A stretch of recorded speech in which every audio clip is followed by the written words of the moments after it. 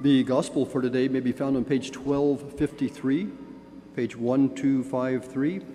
It's from the Gospel of John, chapter 14, beginning with verse 23, page 1253.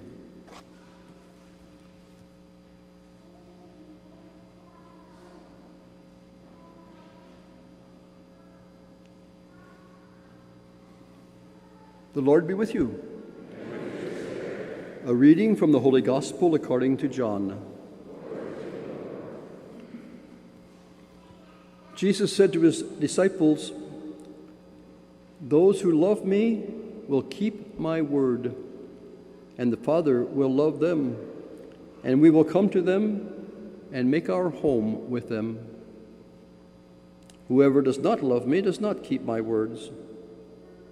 And the word you hear is not mine, but is from the Father who sent me. I have said these things to you while I am still with you. But the Advocate, the Holy Spirit, whom the Father will send in my name, will teach you everything and remind you of all that I have said to you. Peace I leave with you. My peace I give to you. I do not give it to you as the world gives. Do not let your hearts be troubled, and do not let them be afraid. You have heard me say, I am going away, and I am coming to you. If you loved me, you would rejoice that I am going to the Father, because the Father is greater than I.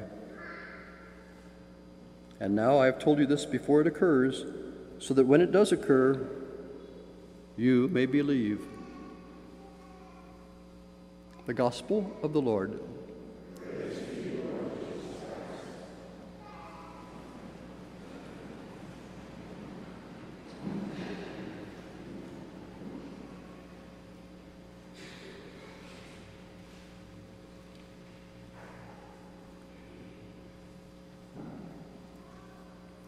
Jesus tells us that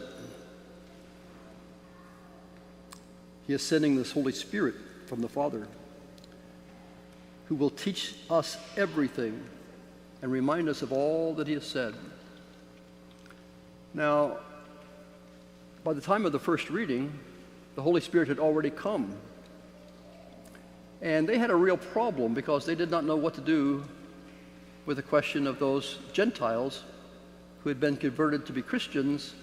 Should they follow the Jewish law or not? Did they have to follow all those laws and regulations?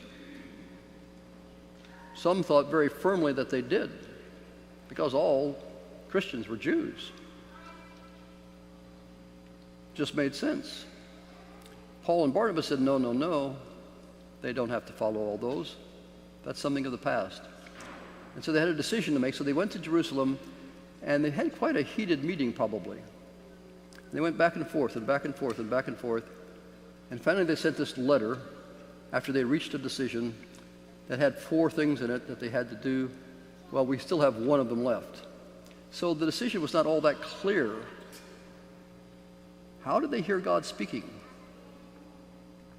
Do you hear God speaking to you?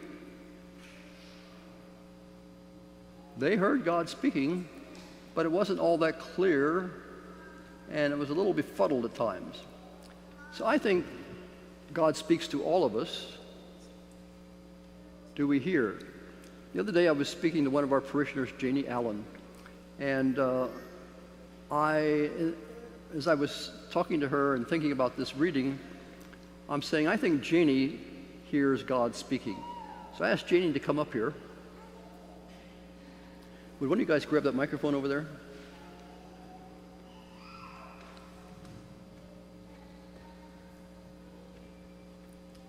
Thank you. I'll trade you. Thanks, Will. Jane, you want to use this or that or the pulpit? I'll go there. You go to the pulpit? Okay. All right. So I think God's speaking to you. I think He's speaking to all of us, but we don't hear very clearly sometimes. You're able to hear what God's saying to you. Do you really believe that? Yes. Tell us about it. So I think for me personally, I work, and so sometimes... Well, let me say, Some of you might think, well, I hear God's word, this priest does, because he's got nothing else to do but just listen to God. Janie works at Toyota. She's a manager of A couple of departments. a couple of departments. And I understand that Toyota works people pretty hard. Yes. And so she keeps really busy. And so she's like many of you. So now, how does God speak? How do you hear her?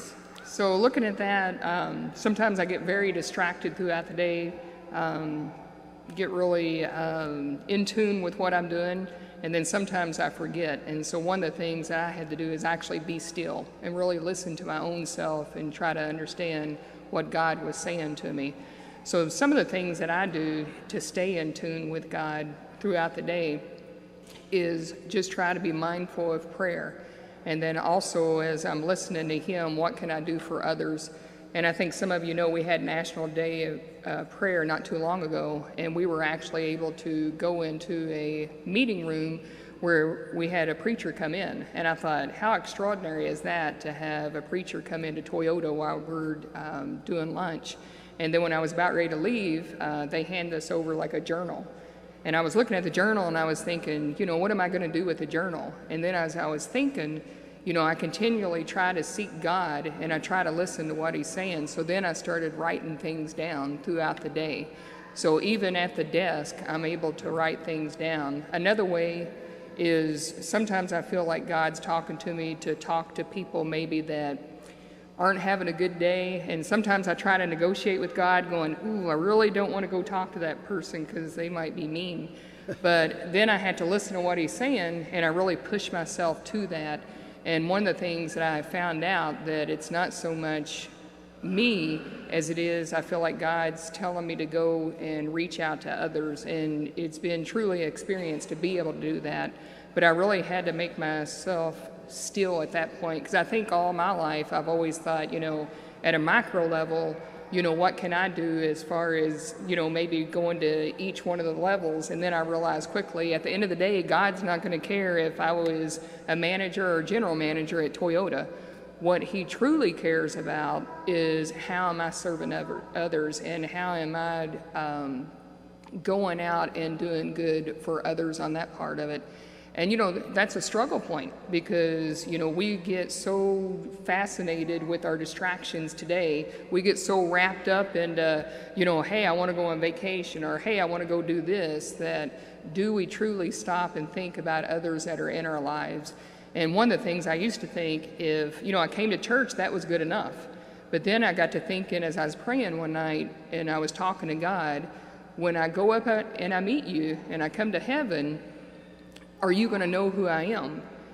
Or are you going to ask me those questions? Hey, Janie, I know you went to church every day, but what did you do beyond that? I gave you many signals. Why did you not listen to me? And I was thinking, oh my goodness. So I think for my own self, to be able to stay in tune with what God's saying is I have to be still and I have to listen, because he is nudging us along, but it's up to us to truly listen to that part of it. You used the word nudge. How does God speak to you? Do you hear voices? Or Not do you have voices. Hallucinations? No hallucinations. Through the heart and the mind, continually throughout the day. It's just there. I don't know quite how to explain it, but it's just there in spirit. I guess you could say in spirit. Okay, so it's like an intuition. Yes. All right. And you set special times of the day to do this, or it just happens? It just happens. It just happens most of the time. It's you'll have like an inspiration, or you're just thinking about something, and then that folds into something. And then like if I look at them as opportunities, you know, when I run across someone that might need to talk or something like that, I feel like that's God pushing me toward that. You have a special gift that you have, but most of us don't, and that is you connect with people, strangers often enough. Oh, I like to talk. I like to talk to people. That's a given. But that's a gift that you have that most of us don't have. That's a blessing from God right there. That's right. That's right. Most of us don't have that gift. But we all have certain gifts. Yes. And I think God's asking us to use whatever gifts he's given us, because that's why he gave them to us. Yes. If we could take all of our gifts that God has given each and every one of us, what a world we would have now. We could change the whole world. Yes. I believe that. Okay. Thank you, Janie. Thank you.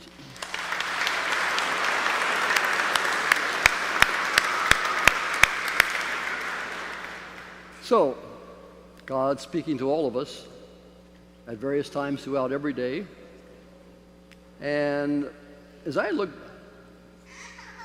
I can see God at work and I can hear God speaking to me, but usually when I look back over years and years and years, I say that was God at work. At the moment, I don't always recognize it. Very rarely do I recognize it.